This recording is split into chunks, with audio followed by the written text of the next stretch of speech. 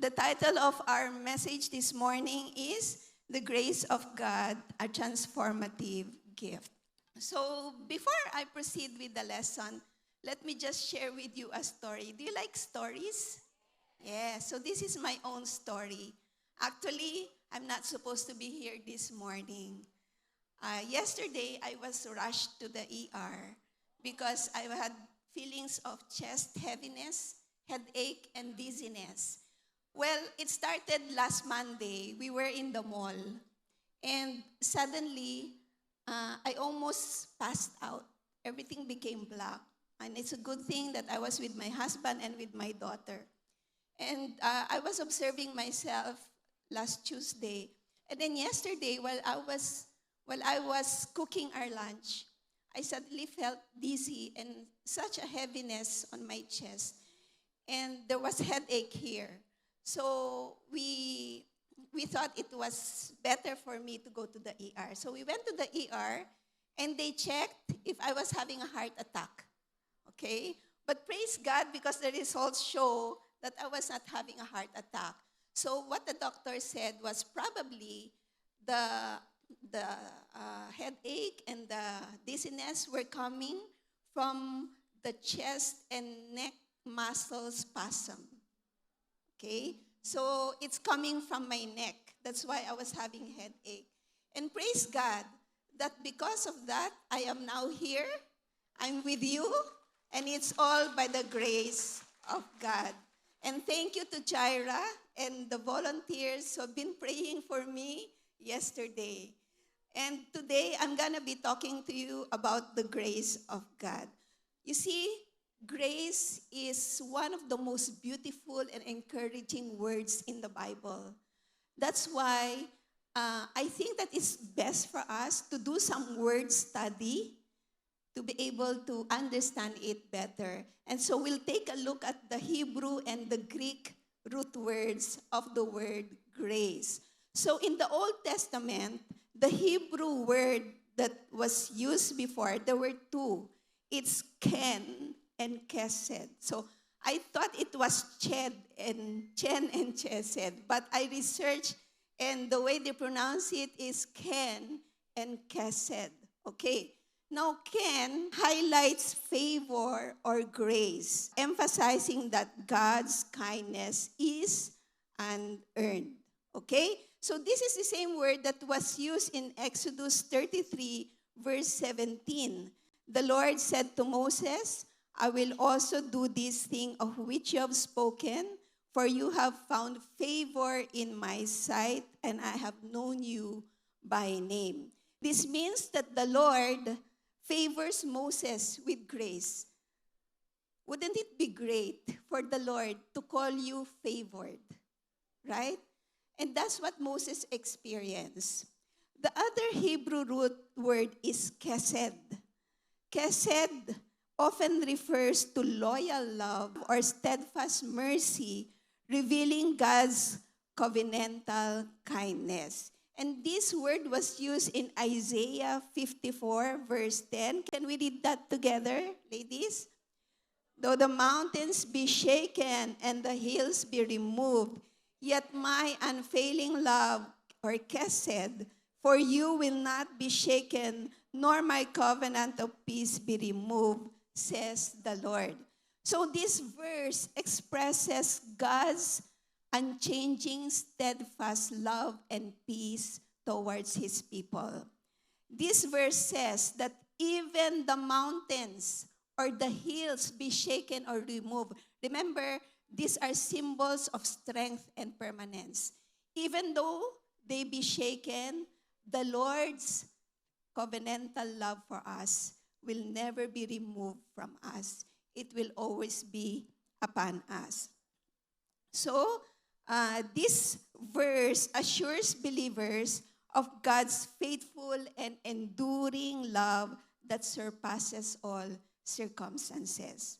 So again, the Hebrew words are ken and kesed. Not what about in the New Testament? So this time we'll go to the Greek root, which is charis. Okay, say that with me. Charis. Okay. It means unmerited favor, kindness, and the power of God at work within us. And this is the same word that was used in Titus 2:11. Can we read that?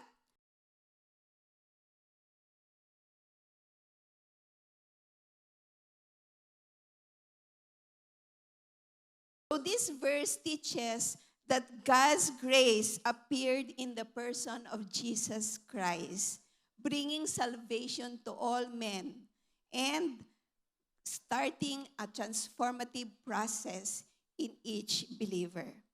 Okay, now after having gone through a word study of the word grace, we're now ready to dive into a deeper understanding of what God's grace is and does for us. So there'll be 3 points that I'll be sharing this morning. God's grace is His unmerited and sovereign favor. Number 2, God's grace transforms and empowers us.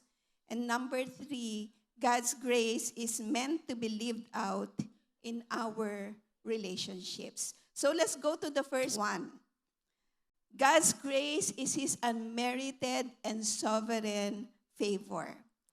So God's grace is a free gift. It is completely unmerited. Okay? It flows from His character of being loving and merciful. When we think of favor, we normally think of reward or merit. But God's grace removes merit entirely. It is sovereign and generous kindness, and it is given to us by God by His own choice, not because of our own worthiness. A.W. Pink says, grace can neither be bought, earned, or won by the creature. If it could be, it would cease to be grace. And this was very clearly explained to us in Ephesians 2:8-9. Can we read that together? For by grace you have been saved through faith, and that not of yourselves. It is the gift of God, not as a result of works, so that no one may boast. So notice, ladies, that salvation can only be attained through the grace of God. By His grace alone, through faith alone. And it is not something that we should work for or earn, and therefore we cannot boast anything to God about earning it or working for it. It is the foundation for salvation and the power for daily holy living. In our culture today, they say that there's no such thing as a free lunch, right? We have been raised in a culture wherein you have to work for something if you want to get it. Wala na raw pong libre ngayon. But in this case, we don't have to work for anything. God gives us His grace freely and completely.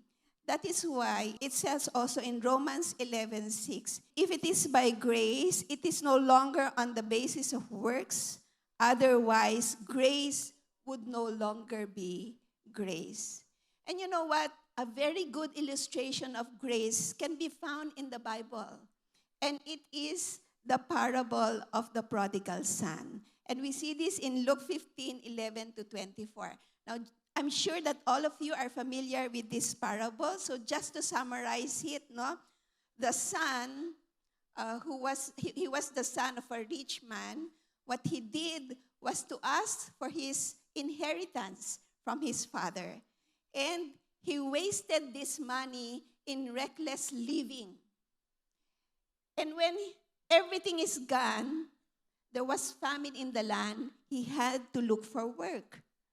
And he got the lowest form of work. And he realized that in his father's house, his servants were having a better life than him. So he decided to what? He decided to go back to his father. And as he was going back, he was expecting probably to be rejected, to be punished for what he had done. But you know what? The father welcomed him with open arms. He runs to meet him, hugs him, and even throws a party for him.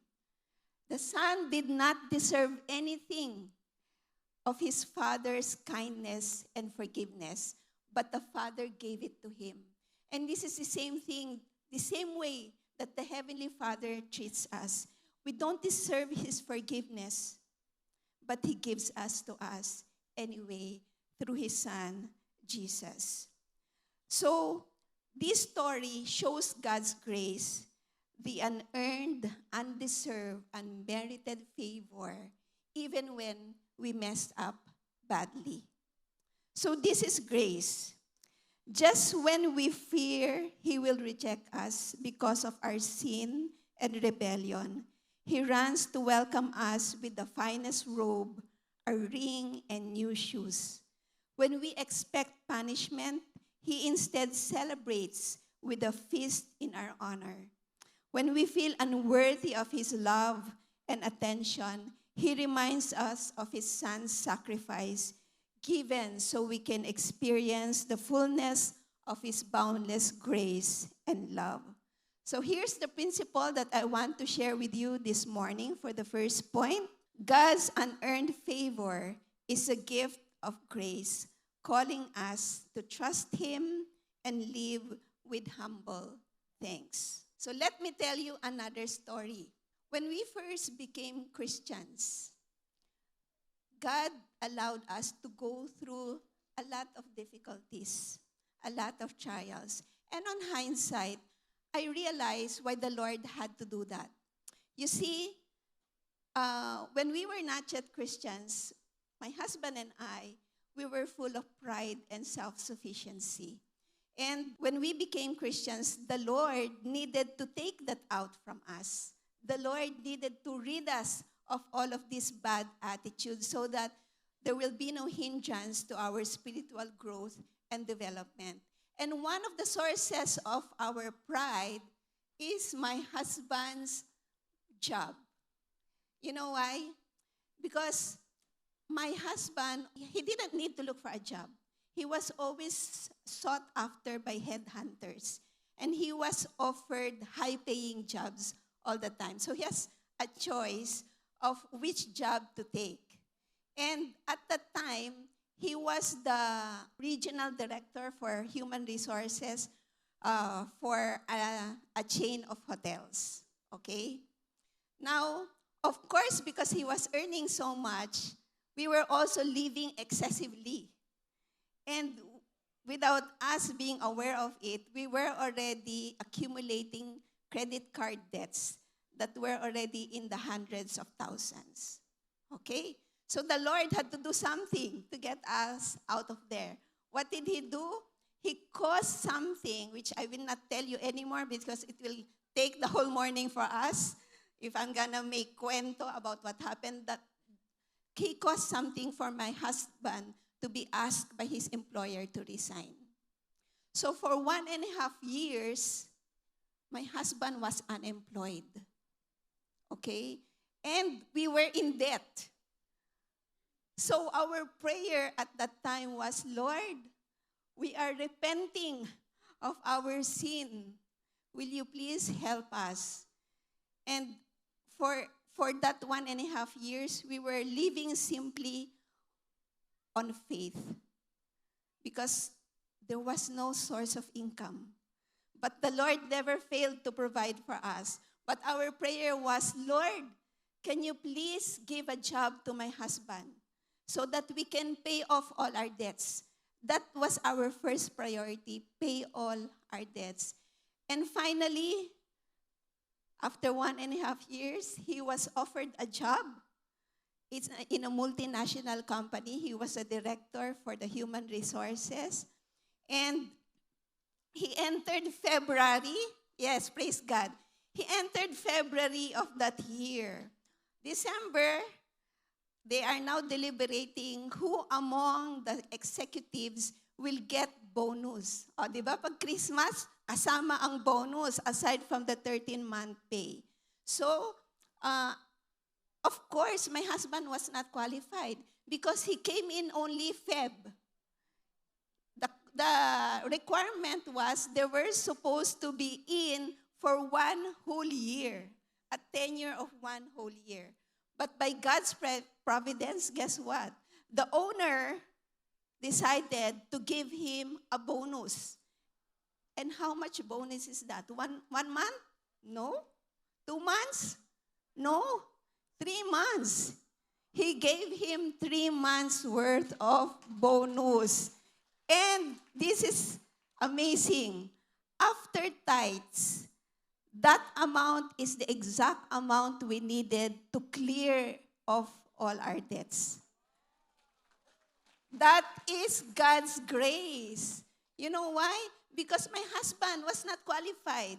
He did not deserve that bonus, but God gave it to him through the owner. That is God's grace. So I'd like you today to pause and ponder on these questions. Have I truly accepted that salvation is a gift, not something I must earn? Do I sometimes try to impress God with my works? And why?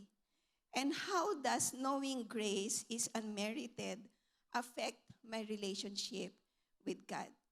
Now, before we proceed further, I would like to give an opportunity for those who are here for the first time probably and are not sure if they have received the grace of God. So can I ask all of you to bow your heads and close your eyes as we pray? If today you are here with us and you are not sure that you have received God's grace, I would like you to pray this prayer with me. Our dear Heavenly Father, I know that I am a sinner, and there's nothing at all that I can do to merit salvation. Thank you for sending your Son, Jesus, to die on the cross for the forgiveness of my sins. I now ask forgiveness for all the things that I have done against you. And I receive Jesus as my Lord and my Savior. Will you allow your Holy Spirit to dwell in me and transform me into the kind of person that you truly designed me to be? Thank you for your grace. I love you in Jesus' name. Amen. Okay, so let's continue. The second point that I'd like to share with you is this. God's grace transforms and empowers us.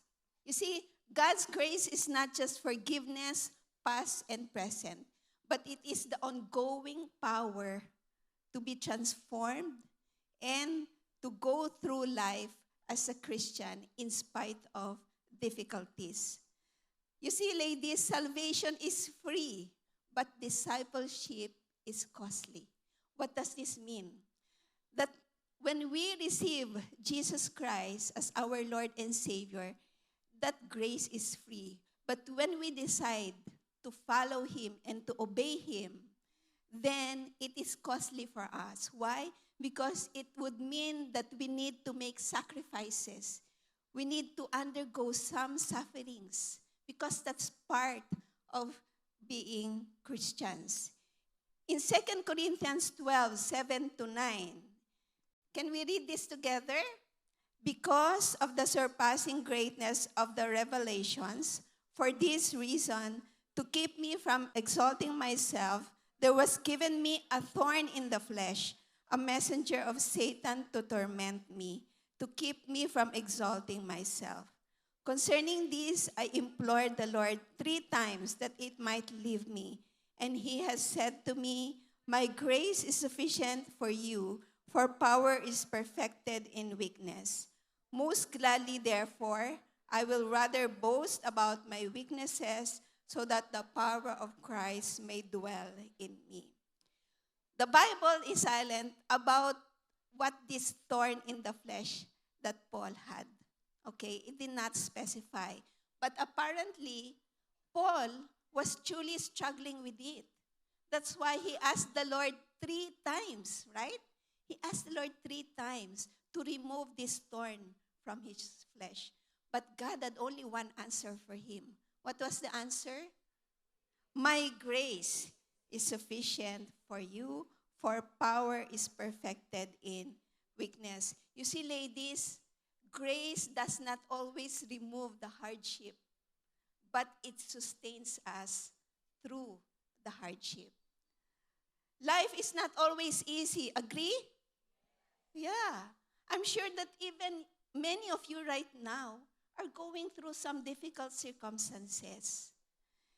And we all go through storms and hardships. And there are times when all we want to do is just throw in the towel and quit. Diba? Alam mo, in our own ministry, my husband and I, because he's in charge of the national churches, our satellites, we would go to all the different satellites all over the country to visit them, to help them, to develop leaders, to mentor them. And it's a very tiring thing to do, right? Sometimes we catch ourselves in the airport or on the road in the wee hours of dawn and feeling tired. But you know what? We don't mind. We don't mind getting tired because we know that's part of it. That's part of serving the Lord. But what is so discouraging for us sometimes is we know it's a thankless job. We know that we don't need to be recognized or appreciated. But there are some people that when they have issues against my husband, instead of talking to him, what do? They go to Pastor Peter. So, in other words, na-office siya. Diba? Gets nyo? But you know what? The Lord always reminds us, why are we doing what we are doing? And it's only by the grace of God that we have been given this privilege of serving Him. And we are still here until now. It's all by the grace of God. In Philippians 1:29, it says, "For to you it has been granted for Christ's sake, not only to believe in Him, but also to suffer for His sake." So, the word granted here also is the same word as charis. Okay, that's the Greek word that was used here. It means that God has given us the grace for our salvation, but He has also given us the grace to suffer with and for Him. So even though we may suffer in our journey as Christians, He has already given us the grace to withstand all those hardships and difficulties. Jerry Bridges says this, "Your worst days are never so bad that you are beyond the reach of God's grace. And your best days are never so good that you are beyond your need of God's grace." Ganda, di ba? And here's another great quote by Charles Stanley. "God does not always keep us from calamity, but He invites us to make Him our refuge while we pass through it." So the principle that I'd like to share with you for this point is God's grace not only strengthens us to survive life's storms, but to build in us a character that reflects His glory. Remember that God's grace is not just to help us pass through the storm, but also helps us to be changed from the inside out. So what about you, my sisters? What kind of circumstances are you facing right now?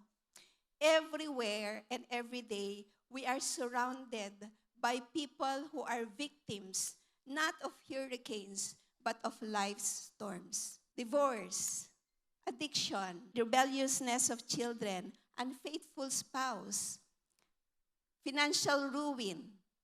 What else? Death of a loved one, cancer, mental health issues. These are all difficulties that these victims go through. And they leave behind a path of devastation, despair, and hopelessness. And yet, while people in need or in pain need a lot of things, the one thing that they really need is the grace of God to help them through these storms, to help them survive it, but not just survive it, but to thrive in it and to become better and stronger persons. Remember this. He will turn your test into a testimony, and He will use your mess to become His message. So ladies, for those of you who are going through difficulties right now, I'd like to encourage you. Someday, maybe you're not just seeing it yet, but someday, God is going to use that experience for you to minister to someone who's going through the same thing. So I'd like you to pause and to ponder. Where do I feel weak, and how can I invite God's grace to empower me? How has grace changed sinful patterns or attitudes in my life? And am I looking to grace daily for strength, or am I relying on my own efforts? I'd like to share with you my experience. I said that I have experienced God's grace so greatly in the past few days. You know what? Since December, I have been having asthma. And that's why my voice is still hoarse right now. I was supposed to speak in the Northwest Luzon Hub WOW Bridging event last Saturday. And we were in Baguio on Thursday for a planning session with the leaders. And I was preparing for my speech on Saturday. But you see, whenever I speak, I would cough. I cannot say a straight sentence without coughing. So I was telling the Lord, Lord, how can I speak on Saturday? I'll be coughing the whole time. And you know what? I was already crying because I've been praying for this for the longest time, to be healed of it. Because I knew that I will be serving the Lord, and I don't want to fail Him. I wanted to be excellent for Him. And so I asked Him, Lord, is there any sin that I am harboring in my heart? That's why you are not listening to my prayer. And you know what He showed me? He revealed to me that in the past weeks, I have been harboring many sins in my heart, like the sin of pride, the sin of self-sufficiency, the sin of being critical and judgmental. And when He revealed that to me, I had no other choice but to kneel down and to ask for His forgiveness. Lord, I repent. Thank you for showing this to me. And He showed me grace. He gave me grace by forgiving me of my sins. And guess what? On that Friday, after my quiet time, the whole day, I did not cough. I stopped coughing. And I was so grateful to the Lord. And then, eto pa, Saturday at 3 a.m., I woke up with cramps on my feet, both calves. Nagka-cramps po ng husto. And it was so painful. I wasn't able to sleep. So I had very limited sleep. I knew I was going to talk that day, so I was feeling lightheaded. So again, I prayed to the Lord, Lord, will you sustain me through the speech? And the Lord did indeed sustain me. I was able to speak. I coughed 3 times only. Nabilang ko pa. But God used me mightily to share His word to these 756 women who were there. God is truly good. Can we give a clap offering to our God? Thank you, Lord. Okay. So the last point I'm going to share with you is about God's grace. It's meant to be lived out in our relationships. You see, grace is contagious. Can you say that with me? Amen. God gave us grace because He wants us to share that grace to others. He wants us to release grace to others. And how do we do that? In our relationships. We have to show kindness, patience, most of all, forgiveness. Okay? So, in Colossians 3:12-13, it says, so as those who have been chosen of God, holy and beloved, Put on a heart of compassion, kindness, humility, gentleness, and patience, bearing with one another and forgiving each other. Whoever has a complaint against anyone, just as the Lord forgave you, so also should you. Is this a command, ladies, or a suggestion? It's a command. It's the same thing that was said in Ephesians 4:32. Be kind to one another, tender-hearted, forgiving each other just as God in Christ also has forgiven you. You know what? It often saddens me to know that there are a lot of Christians who have difficulty forgiving those who have offended them. And you know what's worse? They do not realize that when they don't release forgiveness, they are doing the most harm to themselves. Bakit? Kasi they're imprisoned by their own bitterness while the object of their unforgiveness sleeps soundly at night. Diba? Parang unfair. So, God is telling us, free ourselves from that prison of unforgiveness. Forgiveness is a decision that we need to make.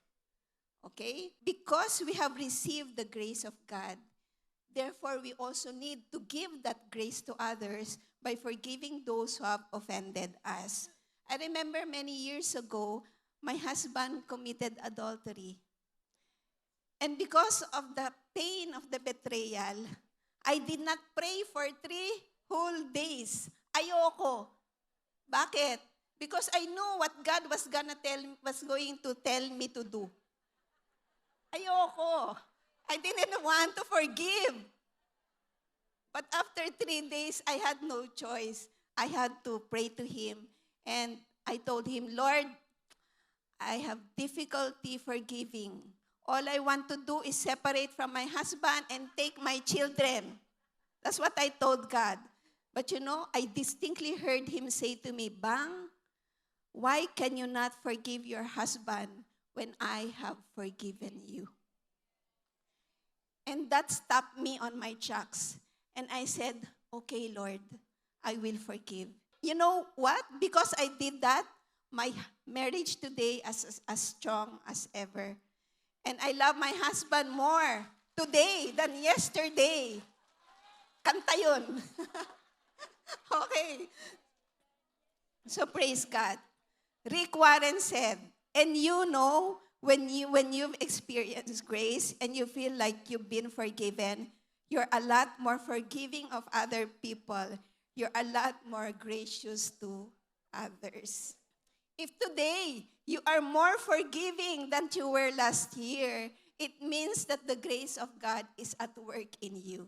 And I believe that you've been through the series of the bait of Satan. So it was a wonderful series and taught us about the trap of offense, that we need to forgive so that we will not be trapped in that offense. Okay, principle. We cannot say that we are recipients of God's grace until we have become agents of His grace. One of the evidences of God's grace in us is our readiness and willingness to show kindness and forgiveness to those who have offended us. So let us pause and ponder. Who in my life right now needs my grace today? Am I holding on to unforgiveness that blocks God's grace flowing through me? And how can I practically show grace in my family, church, or workplace? So to summarize, ladies, here are again our points and the principles. God's grace is His unmerited and sovereign favor. God's unearned favor is a gift of grace, calling us to trust Him and live with humble thanks. God's grace transforms and empowers us. God's grace not only strengthens us to survive life's storms, but to build in us a character that reflects His glory. And God's grace is meant to be lived out in our relationships. We cannot say that we are recipients of God's grace and until we have become agents of His grace. But wait, sabi ni Pastor Ricky, there's more. Okay, I don't want to leave you with this without sharing with you some practical ways to live out God's grace in our lives. So let me share a few. The first is daily thanksgiving and prayer. Acknowledge God's grace each morning. Who among you here, upon waking up, thank the Lord? Amen. Diba? Sometimes we take our lives for granted, diba? That we think that when we sleep at night, we will wake up tomorrow. But that's not an assurance. Upon waking up, the first thing we need to do is to thank the Lord for the grace that He has given us. The second is dependence, not pride. Reject self-reliance. We are nothing and can do nothing without God. Agree? It is only by God's grace that we are here. And even though sometimes we have the temptation to perform for God, the best thing is to remain faithful to Him so that He can perform through us. And it is only by His grace that we are able to do anything of account for Him. The third is lifestyle of forgiveness. Practice forgiving others intentionally, even in small offenses. So, always make a decision to forgive even before the other person asks for forgiveness. You make that decision already in your heart. As Jesus said, it should be unlimited forgiveness. 70 times 7. Very good. And then, serve humbly. Volunteer to serve. You know, there's so much work to do in the kingdom of God. In our church alone, there are many ministries that need volunteers. Even here, I think, you can ask Jaira. Maybe she can give you something to do. Even something as simple as setting up the tables.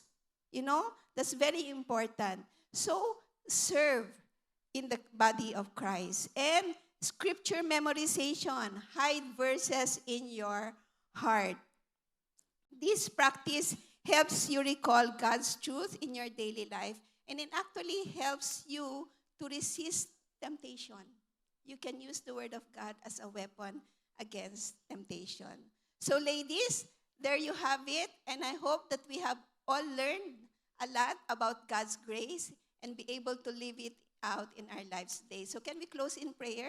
Lord, thank you so much for your amazing grace, unearned, unmerited, empowering, transforming, enabling.